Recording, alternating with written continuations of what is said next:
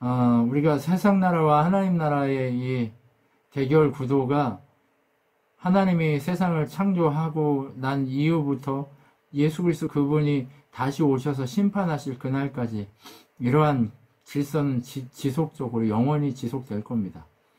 주님이 오시는 날까지, 심판의 날까지 이 일은 지속될 건데, 과연 그 예전 그 창조의 그 창세기 시절에 드러났던 그 한 사람의 하나님 나라, 그 나라가 하나님의 교회가 어떻게 세워지고 어떻게 만들어지고 어떻게 하나님 은혜, 하나님 중심으로 살아가게 되는지 우리가 그것을 살펴보고 그 속에서 하나님 영광을 볼 수 있는 믿음의 사람들이 됐으면 좋겠습니다. 여러분 정말 하나님 나라는요, 한 사람을 통해서 지속적으로 연결됩니다. 네, 한 사람을 통해서 지속적으로 연결되는데 그 한 사람은 그냥 족보에 나와 있는 한 사람 이런 것보다 하나님의 성령이 그를 사로잡아서 하나님 중심으로 살아가는 그 한 사람, 그 한 사람을 한 사람이라고 얘기하고 있습니다. 여러분 그렇다면 그 한 사람이 바로 아브라함이라고 하나님이 지난주에 부르셨는데 그 아브라함을 통해서 세워진 하나님 나라가 어떻게 우리에게 흘러왔고 어떻게 하나님 나라가 우리 속에 오게 됐는지 그것들을 확인하고 세상 나라가 얼마나 비참한지 우리가 그것들을 다시 한번 확인할 수 있었으면 좋겠습니다. 자, 하나님은요 아브라함에게 75세에 내가 너를 하늘의 별과 바다의 모래와 같이 많은 족속에 뭐가 되게 해주겠다? 조상이 되게 해주겠다 하셨어요. 그런데 지금 아브라함이 하갈하고 결혼을 하려고 하는 나이가 몇 살이냐면 85살이에요. 예, 권불 10년이라고 10년 그렇게 짧지 않습니다. 그런데 짧지 않은 그 10년 동안 아브라함이 하나님 앞에 머물러 있었어요. 근데 머물러 있었는데 아무 변화가 없었어요. 살아도 뭐 변화가 있어요 없어요? 아무것도 없었습니다. 아무것도 없는 상태예요. 그러니까 옛날에는 어떻게 했어요? 요즘도 마찬가지지만 애를 못 낳으면 대리모를 해가지고 대리모를 통해서 애를 낳는 일들이 비일비재했습니다. 그렇게 대리모를 통해서 애를 낳아서라도 내가 애를 가져야 되겠다고 하는 게 사례의 마음이었어요. 나도 애를 갖고 싶어. 아브라함이라고 하는 그 내 남편의 애를 갖고 싶어. 하나님이 내 남편의 아이를 통해서 세상 나라에 정말 하나님 나라를 세우겠다는 약속을 주셨는데 내가 애를 못 낳으니까 다른 사람을 통해서라도 낳아봐야지 하고 사례가 꾀를 냅니다. 그런데 하나님은 누구를 통해서만 일하시겠다고 약속했어요? 네. 아브라함과 사례를 통해서 일을 약속했단 말이에요. 그런데 하나님이 약속하신 그 약속을 깊이 있게 마음에 두었다면 이런 일들이 일어나지도 않았을 거죠. 그런데 그것을 깊이 있게 마음에 두지 않습니다. 그래서 아무렇게나 자기 방식대로 세상의 방식대로 똑같이 합니다. 세상의 방식대로 똑같이 했을 때 어떤 일이 일어나느냐? 고통스러움이 찾아오게 돼 있어요. 여러분, 고통은요, 다른 것에서 오는 게 아니라 시작 지점이 내가 하나님 뜻대로 하지 않음에서 출발하기 시작합니다. 하나님의 백성이 세상의 방식대로 살아가려고 하는 그 자리에서부터 고통이 시작됩니다. 여러분, 아브라함에게 사레가 자기의 여종인 하갈을 줍니다. 그런데 하갈을 주니까 어때요? 그 이집트 여성인 하갈이 아브라함하고 같이 그렇게 동침하고 나니까 애가 생겼어요. 그러니까 할머니, 이제 호호 할머니 된 거잖아요. 그쵸? 아브라함이 85세면 사레는 75세입니다. 75세인 호호 할머니 대신에 부인이 돼버렸어요. 하갈이. 그러니까 어떻게 됐겠어요? 무시하죠. 예, 무시하기 시작하는 거죠. 아니 뭐 애도 못 낳는 할머니가 뭐 이제 주인으로 얼마 남지 않았는데 주인으로 하겠다고 하냐고. 아브라함도 죽고 누구도 죽어요? 사레도 죽고 다 죽고 나면 이제 이 집의 주인은 누구예요? 하갈하고 이스마엘. 네, 자기가 낳은 이스마엘이 주인이 되는 거예요. 그러니까 이제 자기가 다 가졌다고 생각하는 거죠. 그냥 떵떵거리지. 네, 떵떵거리는 거죠. 자꾸 자기가 주인 행세를 하기 시작하는 거예요. 여러분, 자기 분수를 모르면 어떤 일이 일어납니까? 네, 죽습니다. 하나님 앞에서 자기 분수를 모르면 개고생하게 돼 있어요. 그래서 사레가 아브라함한테 찾아갑니다. 야, 내가 너한테 애 낳아가지고 주려고 여자 줬더니 저 여자가 날 무시한다? 근데 내가 어떻게 해야 되냐? 네가 지금 나보다 저 여자를 더 사랑하니까 저 여자가 저렇게 난리지, 이런 얘기가 막 나오기 시작하는 거예요. 그러니까 어때요? 아브라함이 뭐라고 얘기해요? 네가 줬으니까 네 맘대로 해라. 네 맘대로 해라. 아직은 애가 나오지 않았어요. 그러니까 아브라함은 마음이 없는 거예요. 그러든지 말든지 네가 알아서 해. 그러니까 사레가 하가를 괴롭히기 시작하는 거죠. 지금 처음 애초에 어디서부터 시작한 거예요? 사레가 하나님 질서, 하나님 나라의 질서대로 순종하지 않고 지 멋대로 하니까 자기에게 고통이 오고, 또 하나님의 방법이 아닌 것을 아브라함도 알아야 되는데 그걸 분별하지 못하니까 또 집안에 여자들이 서로 싸우니까 누가 제일 고통스러워요? 아브라함이 고통스러운 거예요. 그리고 또 사레의 여종인 하갈도 지가 질서를 알면 그러지 않아야 하는데 질서를 모르고 자기 멋대로 하니까 그 인간도 고통스러워지는 거죠. 그러면 처음 시작이 하나님이 원하는 하나님의 질서대로 시작하지 않고 꼬여버리니까 모든 게 어떻게 돼요? 네, 풍비박산이라고 하는 단어가 너무 잘 어울리죠. 온 집안이 고통에 빠지게 되는 거예요. 여러분, 우리는요, 인생을 살면서 내가 하나님 사람, 하나님 나라에 사는 사람이라고 하는 것을 보여주는 삶을 살아야 된다고 제가 지속적으로 말씀드리는데, 그것은 어디서부터 시작되냐면 바로 하나님의 방법을 선택하는 것에서부터 시작하는 거예요. 그러니까 이것은 무슨 말이냐면 세계관의 문제입니다. 세계관의 문제. 지금 아브라함과 사레가 하나님 나라의 세계관을 가지고 있어요? 아니면 세상 나라의 세계관을 가지고 있어요? 세상 나라. 지금 하나님이 불러서 떠나온 지가 10년밖에 안 되는 거예요. 근데 세상 나라에 산 지는 아브라함은 몇 년 살았어요? 75년. 사레는 몇 년 살았어요? 65년을 그렇게 살았단 말이에요. 한평생을 세상의 질서 안에서 살았기 때문에 하나님의 질서를 선택한다는 것이 그들에게 너무 어려울 수 있어요. 10년이라는 세월 하나님과 함께 했지만 하나님의 법칙을 알 수 없는 것, 그것은 너무 당연했다는 거죠. 그렇기 때문에 하나님은요, 오늘 우리에게 무엇을 얘기하냐? 너희가 세상 나라냐? 너희가 하나님 나라냐? 이것을 판단하라고 얘기하고 계신 거예요. 하나님 나라 사람, 하나님 중심으로 살아가는 사람, 이 사람들은요, 애초에 출발 지점이 달라요. 선택의 지점이 다릅니다. 애초에 무엇을 선택하느냐? 하나님 나라의 질서를 선택하려고 분별하기 시작합니다. 여러분 한번 보세요. 성경에 나와 있는 하나님의 사람들이 가장 많이 하는 게 뭐예요? 하나님 어떻게 할까요? 물어보는 거예요. 다윗이 제일 많이 하는 게 뭐예요? 하나님 싸우러 갈까요? 말까요? 이런 거예요. 하나님이 하라고 하면 하고 아니라면 안 하는 그 삶. 그것이 바로 세계관입니다. 바로 세상 내의 세계관은 내가 주인이에요. 내 인생의 주인은 나기 때문에 내가 원하는 대로 내가 선택하고 내 방식대로 내가 걸어가려고 하는 것, 이것이 바로 세상 나라의 세계관입니다. 오늘 사례가 하나님 중심으로 하나님을 선택하는 것이 아니라 자기 중심으로 자기가 주인 되어서 자기가 노예라고 생각했던 하갈을 주기만 하면 자기가 애를 얻을 것이라고 생각했지만 그것은 세상의 질서였고 세상의 방식이었기 때문에 하갈이 그를 배신했고 배신이 일어나게 되고 서로 싸우게 되고 고통이 일어나게 되는 겁니다. 하나님 나라 세계관은 바로 이렇게 하나 되는 일이지만 세상 나라 세계관은 오늘 보는 것처럼 이렇게 어떻게 해요? 분리되는 것이 세상 나라의 세계관입니다. 하나님 나라는 하나님을 머리로 모시고 하나님 중심으로 살아가는 것, 이것이 바로 하나님 나라입니다.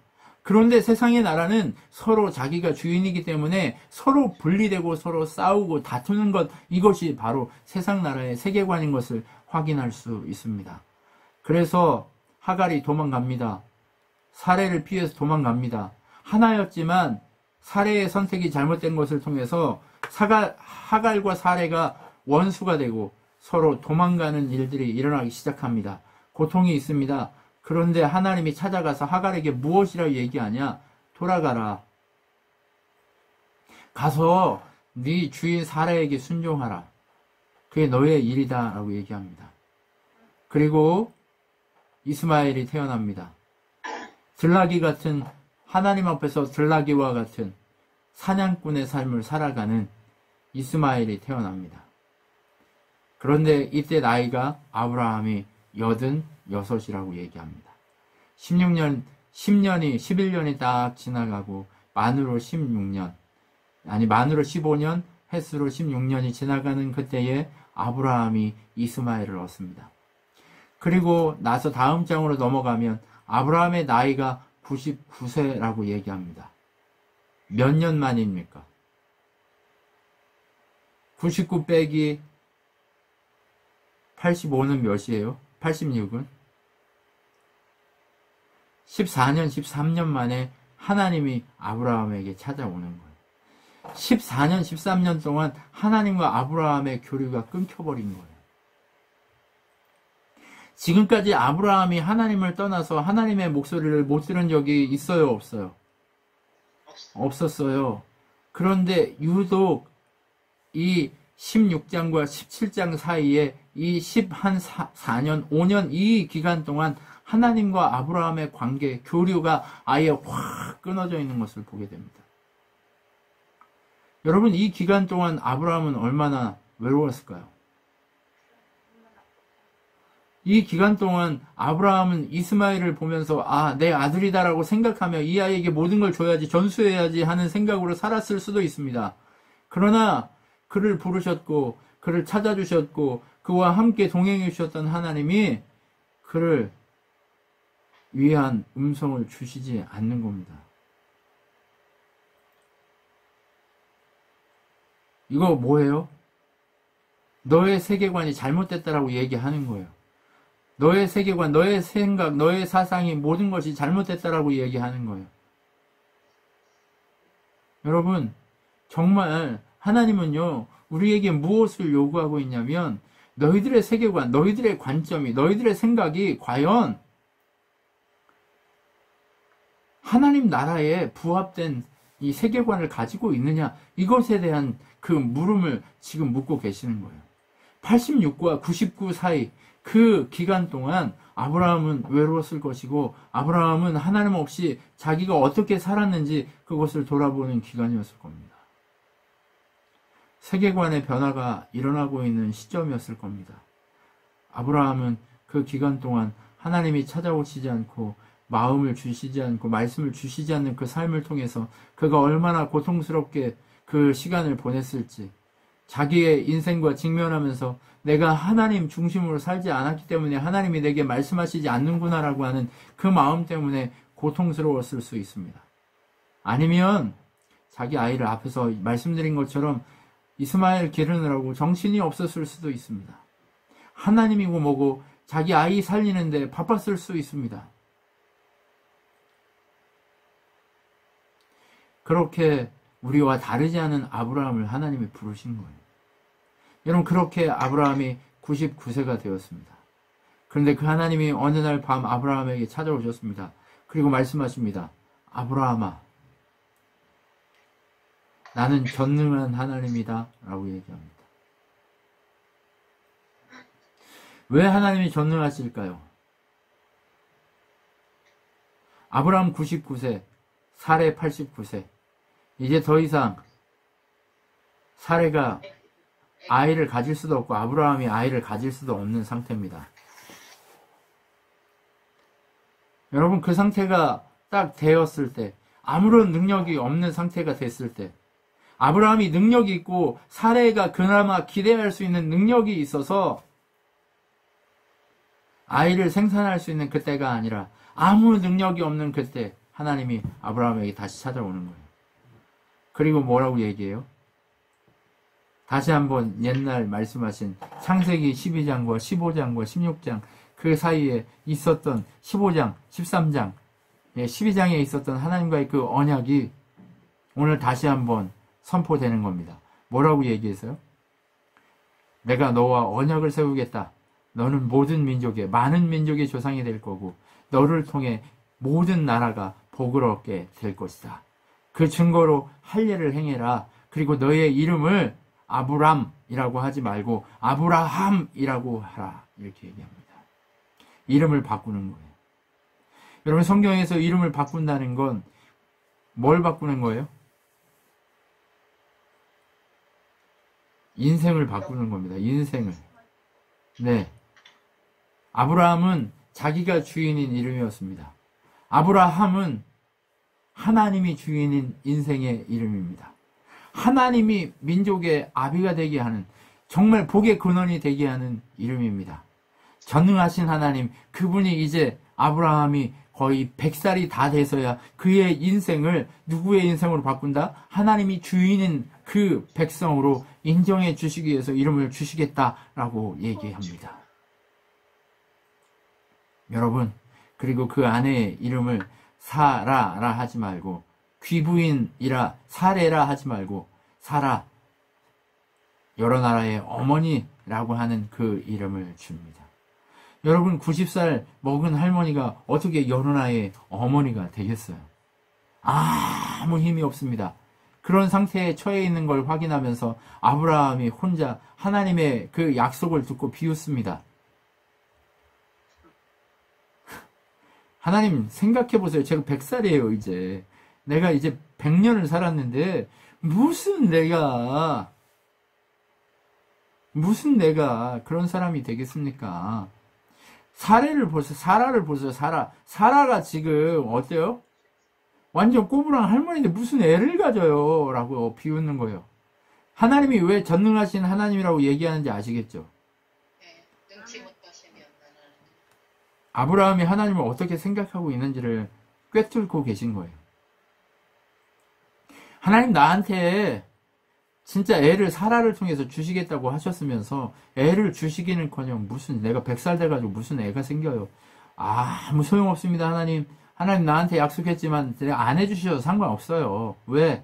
그나마 나한테 이스마엘이라도 있으니까 내가 이스마엘한테 다 물려주면 되니까 하나님, 이스마엘이나 하나님 앞에 잘 살았으면 좋겠습니다. 이렇게 얘기하는 거예요.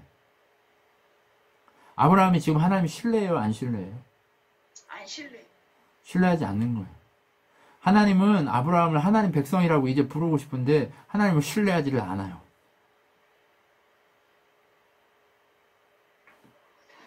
그런데 하나님이 분명하게 얘기합니다. 아브라함아, 너는 능력이 없고 아브라함아, 사라는 능력이 없지만 이제 내가 너의 진짜 하나님인 것을 보여줄게. 내년에 아이가 태어날 건데 네가 나를 비웃었지? 네가 나를 비웃었다는 의미의 이삭이라고 이름을 지어 라고 얘기합니다. 내가 내년에 너의 아들 이삭과 언약을 맺을 거야 라고 얘기하는 거예요. 아브라함은 능력이 있어요, 없어요? 없어. 사라는 능력이 있어요, 없어요? 없습니다. 이게 바로 세계관이에요. 우리는 능력 없지만 하나님은 능하십니다를 인정하는 것, 이게 하나님 나라를 소유한 자들의 세계관인 거예요. 아멘. 늘 우리의 고백은 뭐예요? 하나님, 저는 할 수 없습니다. 왜? 능으로도 못하고 힘으로도 못하고 돈으로도 못하고 오직 하나님의 능력으로만, 하나님으로만, 예수 그리스도로만 이것이 가능하기 때문에 우리의 인생의 해답은 그분밖에 없기 때문에 우리는 늘 고백하게 되는 거예요. 이렇게 나는 능력 없지만 하나님이 행하신다면 그것은 능하게 될 것입니다라고 고백하는 것, 이것이 바로 하나님 나라 세계관인 거예요. 여러분, 그래서 아브라함에게 내년에 이런 일이 일어날 거니까 너는 할례를 행해. 너희 집 안에 있는 모든 남자들, 돈을 주고 샀건, 너희 노예들이 아니면 너희 주변에 일하고 있는 모든 너희 가정에 속해 있는 남자들이라면 누구나 다 가서 할례를 행해라. 이 성계에 있는 표피를 잘라내라 라고 하는 이 작업을 진행하게 합니다.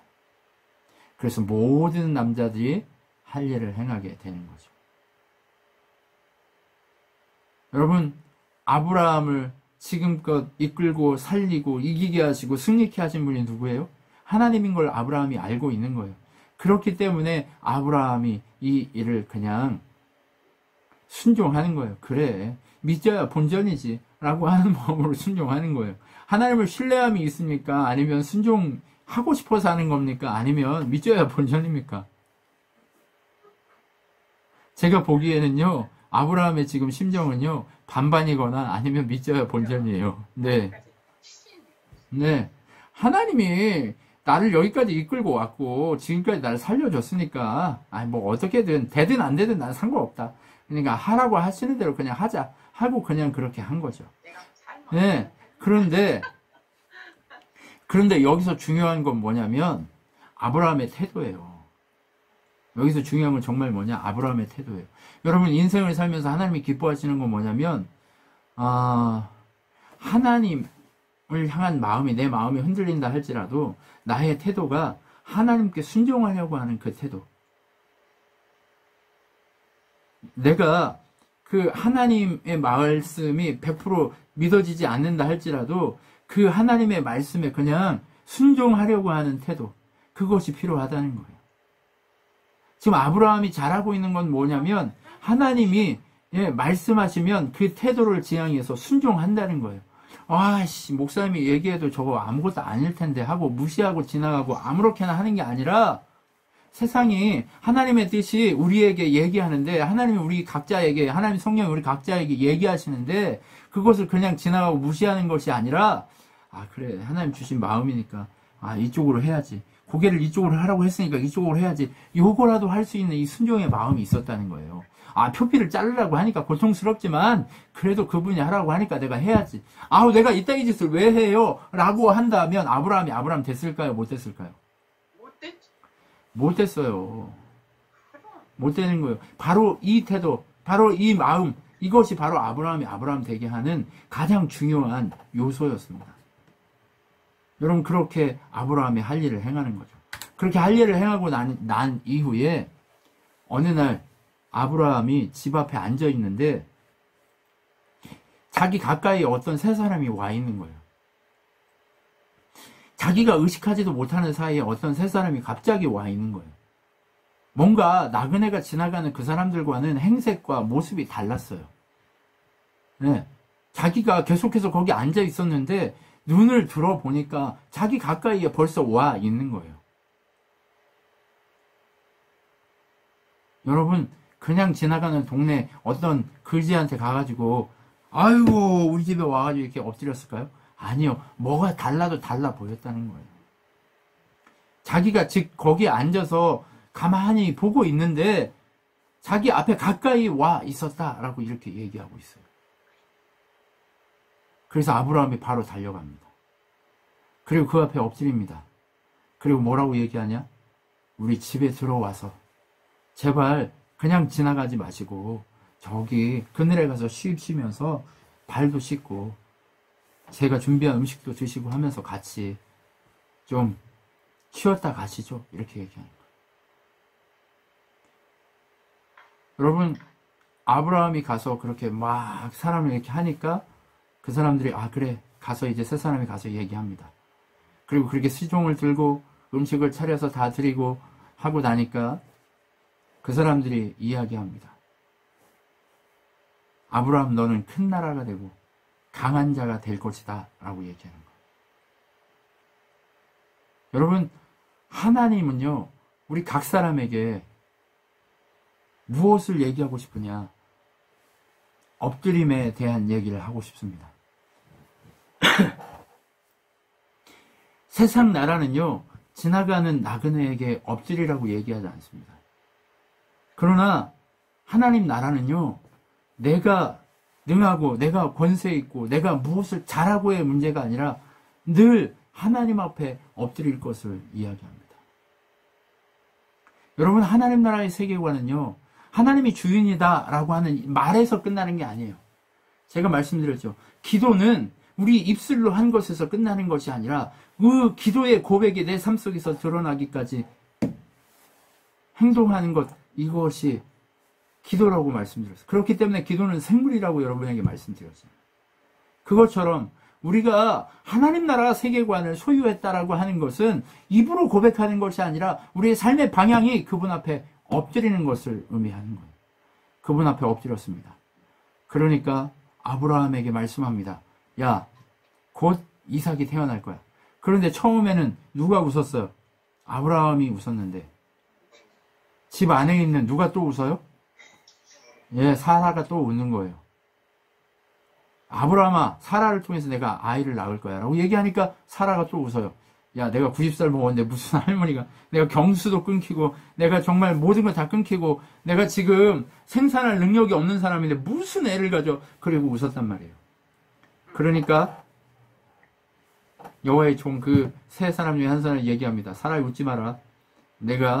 너 내년에 와가지고 네가 애 가져서 애 태어난 걸 네가 보게 될 거야 라고 얘기하는 거예요. 어떻게 해요? 사례가 아니에요, 저 그러지 않았어요. 이게 우리 인간의 특징이에요. 뭐예요? 항상 우리 잘못했습니다라고 엎드리는 게 아니라 항상 뭐예요? 아니요, 제가 그런 게 아니에요 막 이렇게 변명하고 이렇게 하는 것이 우리들의 모습이라니까요. 네, 이문호 목사가 제일 잘하는 게 뭐냐? 바로 이거예요.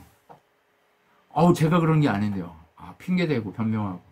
네, 여러분, 이러면 안 되죠. 노력 중입니다. 노력 중입니다. 여러분, 애쓰셔야 합니다. 하나님 제 탓입니다라고 얘기할 수 있어야 합니다. 하나님 제가 웃었습니다. 하나님 제가 비웃었습니다. 하나님 능력을 비웃었습니다. 용서하십시오라고 그렇게 엎드려야 합니다. 여러분, 그렇게 엎드릴 때 하나님의 크고 놀라우신 일들이 하나님의 뜻 가운데 우리 삶을 주장하고 우리를 이끌어 가실 겁니다. 그렇게 이야기하고 이제 떠나갑니다. 떠나가는데 두 사람은 소돔과 고모라로 떠나가고 한 사람 아브라함과 이야기합니다. 그리고 그 한 사람, 그가 아브라함에게 얘기합니다. 내가 나의 친구 아브라함에게. 여러분, 이 친구라고 하는 단어 어디서 들으셨죠? 요한복음 15장 15절 할 때 우리 들었잖아요. 친한교회, 예, 내가 너희를 이제 종으로 부르지 않고 친구로 불러서 내가 너희에게 하나님의 큰 일을 알게 하고 깨닫게 할 것이다 라고 얘기했잖아요. 그쵸? 창세기에 보면 바로 여기 18장에 아브라함을 내가 친구로 불렀다 라고 얘기하면서 뭐라고 얘기해요? 내가 할 일을 아브라함에게 얘기하지 않을 수 없다 라고 얘기하는 거예요. 구약이나 신약이나 하나님 안에 있는 모든 자들을 하나님이 예수 그리스도 그분의 동료, 친구요, 형제요, 하나님 자녀로 불렀다는 것을 우리에게 보여주고 있는 거예요. 왜요? 구약에 있는 사람도 누구 안에서 구원받아야 하니까? 예수 그리스도 안에 구원받아야 하기 때문에 그렇다는 거예요. 행위로 구원받은 것이 아닙니다. 구약에 있는 사람들도 믿음으로 구원받음을 우리에게 상징적으로 보여주고 있는 거예요. 그래서 어떻게 합니까? 야, 내가 소돔을 가가지고 다 너무 악해가지고 쟤들이 어떻게 사는지 좀 보려고, 그래서 쟤네 좀 내가 멸망시키려고 하고 있어 라고 얘기합니다. 그러니까 아브라함이 뭐라고 그래요? 50명 있어도 죽일 겁니까? 45명 있어도 죽일 겁니까? 30명 있어도 죽일 겁니까? 20명 있어도 죽일 겁니까? 10명 있어도 죽일 겁니까? 이렇게 얘기해요. 여러분, 그런데 여기서 왜 아브라함이 하나님의 천사들과 흥정하고 있을까요? 거기에 누가 살고 있어요? 네, 조카 롯이 살고 있어요. 그 조카 롯을 염려해서 제발 그 땅에 10명이라도 있어야 한다고 생각한 거예요. 그런데 그 땅에 의인이, 착한 사람이 10명이나 있었을까요? 아니면 한 명도 없었을까요? 네, 한 명도 없었습니다. 예, 롯도 누구 때문에 살려준 거예요? 아브라함. 네, 아브라함 때문에 살려주었다라고 분명하게 얘기하고 있어요. 롯도 착해서 살려준 게 아니에요. 아브라함을 하나님이 기억해서 살려주신 거예요. 여러분 보세요. 그 두 천사가 롯이 있는 그 지역으로 들어갑니다. 그러니까 어때요? 롯이 소돔 성문에 앉아서, 성문에 앉아있다는 건요, 재산이 있고 권세가 있고 능력이 있는 사람들이 그곳에 올라가서 재판하는 자리예요. 네. 그래서 롯이 그 성에 들어가서 재판장이 됐다는 얘기입니다. 능력의 사람이 됐다는 얘기예요.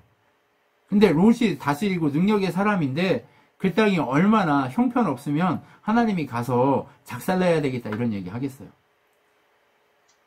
지금 지도자 한 사람이 롯이 그렇게 판결하고 그렇게 하고 있는데 그곳이 얼마나 엉망진창인지 여러분 보시면 알 수 있습니다. 그 롯이 소돔 가까이 오고 있는 그 천사들, 들어오고 있는 그 사람들을 보고 문 밖으로 나갑니다. 당시에 문이 잠기면 문을 열 수 없습니다. 함부로 문을 열 수가 없어요. 왜냐하면 적들이 들어오기 때문에 당시 문화에서는요, 우리나라도 마찬가지예요. 조선시대에 성문이 한번 잠기면 그 성문은 열 수가 없어요. 왕명이 아니고서는 잘 열 수가 없어요. 왜? 급하게 전쟁이 일어나고 파발이 오거나 이런 거 외에는 문을 열 수가 없다니까요. 왜? 적들이 쳐들어오거나 그런 모든 것에서 이 도성을 지켜야 하고 이 왕을 지켜야 하기 때문에 그런 거예요. 그것처럼 당시에 이 팔레스타인에도 성문을 한번 닫으면 밤에는 열 수가 없어요. 그런데 권세 있는 롯이 나가서 문을 엽니다. 그리고 어떻게 해요? 엎드려서 절합니다. 여러분, 당시 문화 속에 아브라함도 아까 그런 문화들이 있어서 그렇게 했겠지만 당시 문화에는 나그네를 그냥 보내면 안 되는 그런 게 있었습니다. 나그네를 잘 돌보고 섬기는 것이 좀 의식적이고 능력 있고 권세 있는 사람들의 모습이라고, 그렇게 의리 있는 사람들의 모습이고 멋있는 사람의 모습이고 신사의 모습이라고 생각하는 문화가 있었습니다. 물론 그것 때문에 아브라함이 절하기도 했고 롯이 절하기도 했겠지만 뭔가 이들의 행색과 이들의 모습이 달라 보였다는 거죠. 그러니까 그러한 상황과 그러한 문화와 그런 위험을 무릅쓰고도 롯이 가서 그 사람들을 앞에 절하고 불러왔다는 얘기예요. 적기를 잘못해서 불러들였으면 롯이 죽을 수도 있는데 롯이 목숨을 걸고 그 사람들을 불러들였던 건 뭔가 이 사람들이 다름을 볼 수 있었기 때문에 그렇다는 거예요. 그래서 어떻게 되냐? 롯이 이 사람들을 데리고 자기 집으로 갑니다. 그리고 씻기고 밥을 먹입니다. 그런데 밥을 먹이려고 하는 순간 마을에 있는 모든 남자들이 찾아옵니다. 이 사람들이 나그네였고 남자였는데 뭐하러 찾아와요? 욕보이려고. 모든 사람들이 다 동네에서 모든 남자라는 남자는 성경에 보면 뭐라고 되어 있냐? 어린 아이부터 노인까지 다 찾아왔다라고 얘기해요. 그렇게 음욕에 사로잡혀 있는 이 소돔의 모습을 우리에게 보여줍니다. 여러분, 그렇게 보여주는 이 소돔의 모습을 보면서 뭐 해요? 롯이 뭐라고 얘기해요? 야, 이들은 나의 나그네, 나의 손님이야. 그러니까 니네가 뺏어가면 안 되고 내 딸 중에 결혼 안 한 사람들이 있는데 얘네 줄 테니까 얘네 둘 데리고 가서 해결해. 이렇게 얘기해요. 제정신이에요? 아니면 정신이 제대로 박힌 거예요? 롯이 지금 제정신이면 이런 일 할 수 있어요? 없어요? 롯이 재판관이에요. 재판관인데 이런 생각으로 이런 판단을 하고 있다? 제정신은 아니죠. 여러분, 그러니까 소돔이 얼마나 엉망진창인지 여러분 아시겠죠? 네. 소돔의 재판관이라고 하는 롯이 이 정도면 얼마나 엉망진창인지 아시잖아요. 그러니까 하나님의 사람들이, 하나님의 종이 그들을 끄집어 들여서 롯을 끄집어 들이고 밖에 있는 적들은 다 눈이 멀게 해버립니다. 그리고 머뭇거리는 롯의 가족들을 데리고 이곳이 멸망할 거니까 빨리 도망가게 성 밖으로 이끌어냅니다. 그런데 이들이 머뭇거려요. 그리고 롯의 사위들은 롯이 얘기하는 게 뭐라고 생각해요? 농담으로 착각하고 농담하지 말라고 얘기해요. 여러분, 이 시대에 곧 주님이 오십니다라고, 주님이 오실 것 같습니다라고 얘기한다면 농담하지 말라고 얘기할 그런 시점입니다. 여러분, 주님이 주인으로 삼고 주님만 주인으로 삼고 살아야 하는 그런 삶을 살아야 합니다라고 얘기하면 사람들 뭐라고 얘기하냐? 웃기지 마세요. 너나 그렇게 사세요. 이렇게 얘기하죠. 그러나 여러분, 우리는 시대를 바라보는 눈을 열고 살아가야 합니다. 그렇기 때문에 소돔이 멸망할 것을 롯이 믿지 않는 거예요. 그런데 자꾸 데리고 가면서 하니까 무서워서 떨면서 갑니다. 그러면서 작은 성으로 들어가요. 작은 성으로 들어가는데 그곳으로 들어가게 해준 이유가 뭐냐? 아브라함의 부탁을 기억했기 때문이다 라고 얘기합니다. 롯이 의로웠기 때문이 아니에요. 그 성에는 한 명의 의인도 없었어요. 아브라함의 마음 때문에 롯을 살려줍니다. 근데 롯을 살려주는데 이 롯의 아내는 욕심 때문에 다시 뒤돌아보면 죽는다고 얘기했는데 뒤돌아보고 타서 소금 구덩이 돼버리고 맙니다. 그리고 두 딸은 어떻게 됩니까? 아버지를 통해서 이제 누구도 우리랑 결혼할 수 없어. 왜? 딸들을요, 이게 어떻게 해야 돼요? 보내려면 돈이 있어야 되고 뭔가 있어야 되는데 아무것도 없으니까 어떻게 해요? 이쪽을 이루는. 네, 일족을 이룰 수가 없으니까 아버지 술 먹이고 그렇게 해서 애를 낳는 거예요. 그래서 모압과 암몬 족속이 그렇게 태어나게 됩니다. 여러분 얼마나 비참해요. 하나님 주인으로 삼지 못하고 세상 주인 삼아서 소돔으로 가서 그곳에 주인 되었고 그 소돔 땅의 왕이 되었고 이 재판관이 되었다고 해도 그가 아무리 출세해서 그 성의 주인이 되었다 해도 어때요? 인생 말로가 어떻습니까? 결국 실망하고 고통하고 망하는 그 지점에 서 있는 거예요. 그렇기 때문에 하나님은 정말 아브라함이 가진 그 태도처럼 그런 마음을 갖게 하라고 얘기합니다. 그런데 아브라함이 하나님을 향한 마음의 태도는 있었지만 여전히 그의 질서 또한 세상 질서와 무관하지 않습니다. 완벽하지 않아요. 자기가 죽을까봐 또 한 번 이집트에서 자기 마누라를 팔았던 것처럼 내 누이라고 또 팔아먹습니다. 여러분, 네, 내년에 이삭이 태어날 거라고 할례도 행했고 그렇게 고통도 당했는데 자기를 어떻게 해요? 하나님 뜻과는 무관하게 자기 마누라 팔아먹어버리는 거예요. 자기 마누라를 팔아먹었다 이거 얘기는 간단한 게 아니에요. 그리스도의 교회인 신부를 팔아먹었다는 얘기예요. 예수 그리스도 그분이 오셔야 될 통로를 팔아먹었다는 얘기예요. 하나님 나라를 온전히 팔아먹었다는 얘기예요. 하나님 나라의 주인으로 하나님 나라에 통치하기 위해서 오셔야 될 예수 그리스도 그분의 그 길을 팔아먹고 문을 닫는 그런 인생을 살아버린 거예요. 여러분 아브라함이 그렇게 똑똑하거나 잘나거나 뭐 능력 있거나 그러지 않아요. 아브라함이 이렇게 못해 처먹었어요. 지만 살고 지만 잘 살면 된다고 생각하는 그런 세상적인 세계관을 가지고 있는 게 아브라함이란 말이에요. 그런데도 하나님은 그를 불러서 약속하고 그를 통해서 하나님 나라를 세우겠다고 약속하고 있는 거예요. 어떻게 해요? 그래서 하나님이 사라를 지키시는 거예요. 그 밤에 찾아가가지고 야, 너 이 여자 건들면 너 다 죽여버릴 거야. 이렇게 위협하는 거예요. 그러니까 뭐라고 얘기해요? 아비멜렉이 저 아무 짓도 안 했는데 저를 죽이면 안 되죠. 저 아브라함이 저 나쁜 놈 저놈이 지 마누라 팔아먹었거든요. 그렇게 얘기하는 거예요.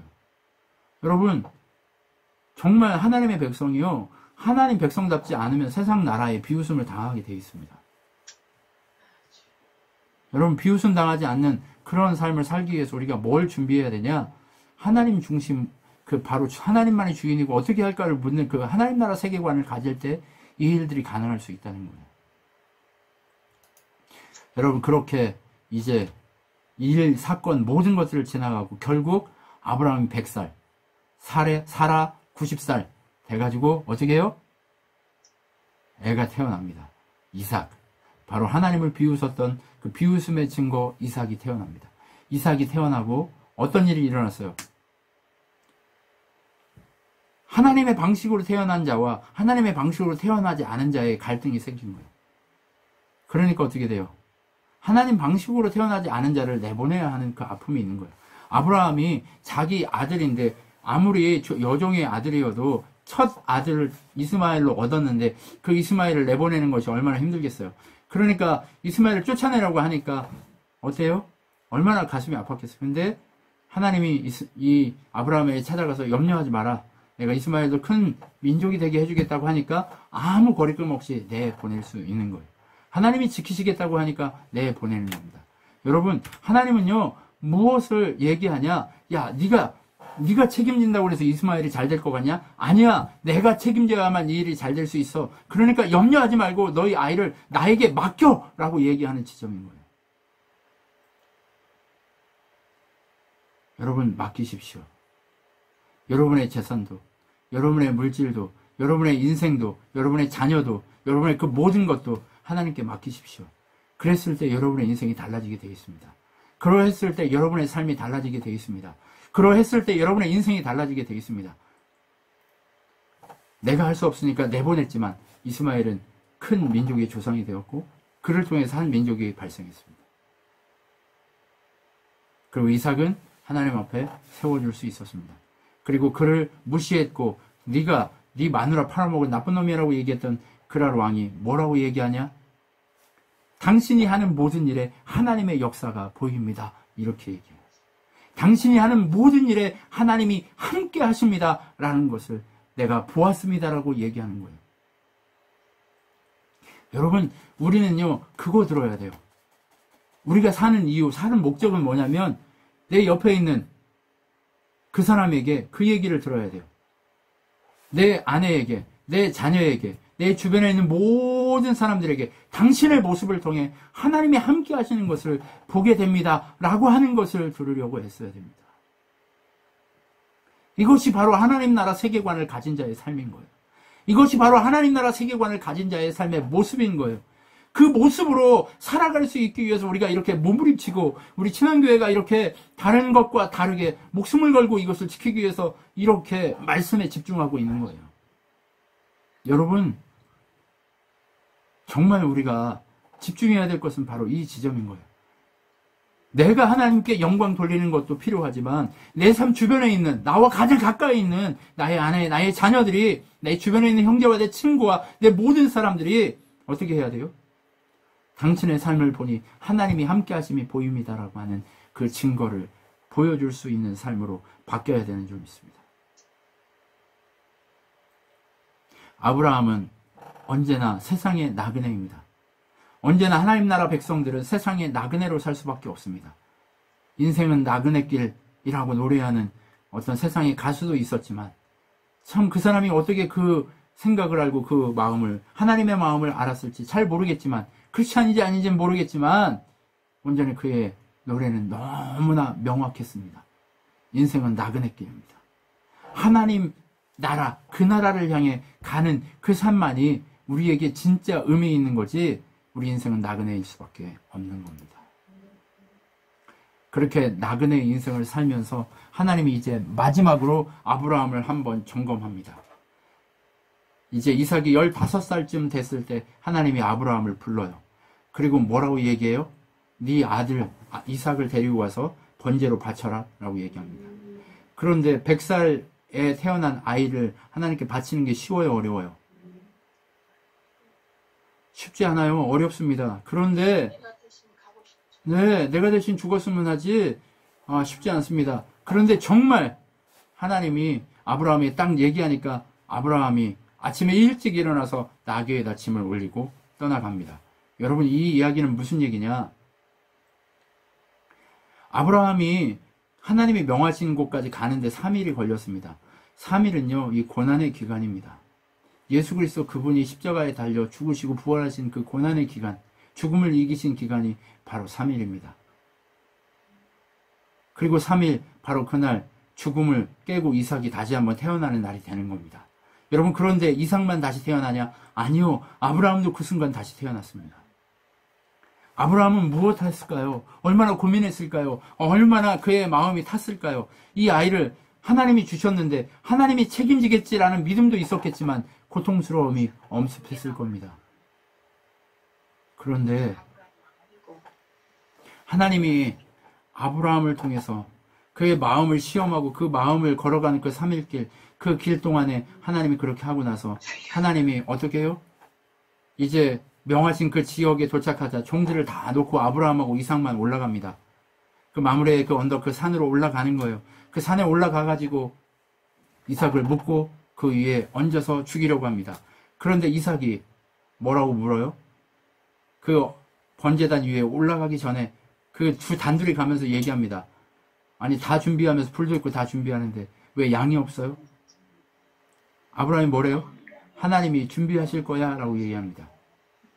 여러분, 하나님이 준비하실 거야 라고 얘기해요. 아이고 주여. 그러면 이 이야기를 이삭이 들었을까요? 못 들었을까요? 이 이야기를 들었을 때 아버지가 나를 죽이려고 하는구나 알았을까요? 몰랐을까요? 몰랐지. 아니요, 알았겠죠. 그럴까? 왜냐하면 지금껏 아브라함이 하나님께 예배 드릴 때 양을 꼭 들고 갔는데 아무것도 없으면 자기를 드릴 거라는 생각을 했겠죠. 그리고 아브라함이 이삭을 묶어서 순순히 거기 올렸어요. 115살 된 할아버지가 15살, 16살 이 먹은 젊은이를 이길 수 있을까요? 없을까요? 못 이기지. 못 이겨요. 그런데 여기 본문을 보면 뭐라고 돼 있어요? 아브라함이 이삭을 묶어가지고 거기다 올렸다고 얘기해요. 가만히 있었던 거예요. 장작 위에다. 여러분, 이사야서에 보면 예수님 뭐라고 얘기해요? 도살장에 끌려가는 어린 양처럼 아무 말 없이 끌려갔다고 얘기하는 거예요. 이삭이 오늘 도살장에 끌려간 그 어린 양, 그 모습으로 예수 그리스도 그분의 모습을 상징적으로 우리에게 명확하게 보여주는 거예요. 이삭의 사고가 뭐예요? 아, 하나님 주인이면 하나님이 알아서 하시겠지. 아브라함을 시험하는 것도 있지만 이삭을 향한 시험일 수도 있단 말이에요. 동일한 시험 가운데 그렇게 들어가는 거예요. 그리고 나서 아브라함이 이삭을 칼로 쳐 죽이려고 칼을 들었을 때 천사가 소리칩니다. 아브라함아, 아브라함아, 아브라함아. 네가 나를 너의 아들보다, 독자 아들보다 귀하게 여기는 것을 알았다. 라고 얘기합니다. 그리고 나서 아브라함이 눈을 들어보니까 이 머리가 수풀에 걸려있는 순양이 거기 있는 것을 보고 뭐라고 얘기해요? 여호와 이레라고 얘기합니다. 하나님이 준비하신다라고 얘기해요. 근데 하나님이 준비하신다라고 하는 이 히브리어 여호와 이레라고 하는 것은 무슨 뜻이냐? 하나님이 나타나셨다라고 하는 거예요. 내 인생의 주인으로 하나님이 나타나셨다라고 하는 거예요. 여호와 이레라고 하는 건 준비하시다라는 뜻도 있지만 하나님이 내 인생의 주관자로 나타나셨다라고 하는 뜻인 거예요. 하나님 우리의 인생으로 우리 세계관이 하나님 중심으로 바뀌어지기를 소망하는 하나님 원하시는 나라 되기를 원해서 하나님 오늘 나타나셨다는 거예요. 그리고 아브라함은 약속의 땅 브엘세바에서 영원히 살았습니다. 죽을 때까지 살았습니다. 한 번도 하나님을 떠나거나 하나님 앞에서 흔들림 없이 그가 오래도록 살아갔습니다. 여러분, 그의 인생은 바로 이런 거예요. 우리의 인생은 바로 이런 거예요. 한 번 진짜 하나님 앞에 모든 걸 걸어야 할 때가 오는 게 우리의 인생이에요. 여러분은 어떤 인생을 살고 있습니까? 여러분의 인생의 모든 것들을 하나님께 걸고 주인은 하나님을 바라보면서 그렇게 걸어가고 계십니까? 아니면 내가 주인이고 여전히 내가 내 마음대로 내 뜻대로 세상의 질서대로 살아가려고 그렇게 애쓰고 있습니까? 여러분, 하나님이 주인인 인생을 살기 위해서 몸부림쳐야 합니다. 하나님만이 주인이고 하나님만이 능력인 인생을 살기 위해서 몸부림쳐야 됩니다. 여러분, 우리의 인생이 그렇게 달라져야 합니다. 우리의 인생이 그 모습으로 달라져야 되고 우리의 삶과 우리의 모습이 그렇게 달라져야 됩니다. 우리의 모든 것들이 하나님 주인으로 그렇게 달라져야 됩니다. 그랬을 때 무엇이 나타나냐? 여호와의 일에 하나님이 우리의 인생에 나타나신 거예요. 우리 아빠는 하나님 나타나신 걸 경험했대. 그러니까 나는 당연히 하나님을 믿는 거야. 아니요, 그 따위는 아무것도 소용없어요. 우리 엄마는 하나님 나타나는 걸 경험했대. 아니요, 그거 아무것도 소용없어요. 하나님이 직접 나타나셔서 이름을 바꾸시고 세계관의 인생을 바꾸시고 질서를 바꾸시고 방법을 바꾸시고 삶의 모습들을 바꾸시고 우리의 흠이 정말 나는 아무것도 할 수 없고 나는 바보고 오직 하나님만 하실 수 있습니다라고 하는 그 세계관으로 바뀌고 하나님이 내 중요한 모든 것들을 다 바칠 수 있는 인간인가 아닌가 우리의 마음을 달아본 이후에야 하나님 중심으로 살아갈 수 있는 하나님의 나타나심을 경험하게 되는 거예요. 여러분의 인생에 하나님 나타나셨습니까? 여러분의 삶에 하나님 나타나셨습니까? 그 하나님 중심으로 살아가십시오. 아멘. 그리고 그 하나님 중심, 바로 언약하심, 바로 약속의 우물인 브엘세바, 풍요의 상징인 브엘세바, 그곳에서 영원히 하나님을 누리며 살아가는 여러분의 인생이 되셨으면 좋겠습니다. 기도하겠습니다.